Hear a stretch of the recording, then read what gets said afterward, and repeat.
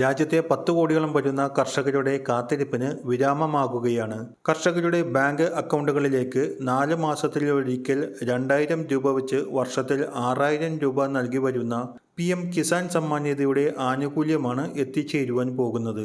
2025 വർഷം April, May, June, July എന്നീ 4 മാസങ്ങളിലെ 20ാമത് ഗഡു തുകയായ 2000 രൂപയാണ് വിതരണത്തിന് തയ്യാറായിരിക്കുന്നത്.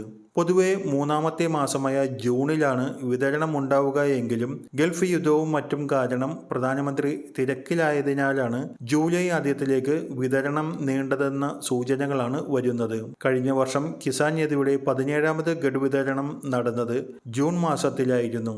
19ാമത് ഗഡു വിതരണം ഉണ്ടായതും 3ാം മാസമായ ഫെബ്രുവരിയിലായിരുന്നു. നിലവിൽ 20ാമത് ഗഡുവിന്റെ വിതരണവുമായി ബന്ധപ്പെട്ട കാര്യങ്ങളെല്ലാം പൂർത്തിയായി കഴിഞ്ഞു.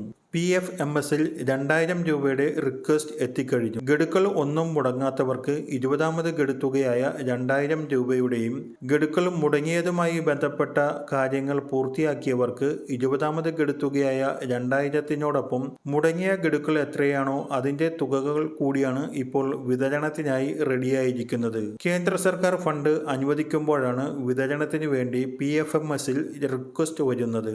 നിലവിൽ ഫണ്ട് കേന്ദ്ര സർക്കാർ അനുവദിച്ച് PFMSൽ റിക്വസ്റ്റ് അലൗഡ് ആയിട്ടുണ്ട്. ഇനി കേന്ദ്ര സർക്കാരാണ് 20ാമത് ഗഡുവിന്റെ വിതരണം ഗുണഭോക്താക്കളുടെ അക്കൗണ്ടിലേക്ക് നടത്തേണ്ടത്. അതിനായി പ്രധാനമന്ത്രിയുടെ ഏറ്റവും അടുത്ത സൗകര്യപ്രദമായ ഒരു തീയതി ലഭിക്കേണ്ടതുണ്ട്.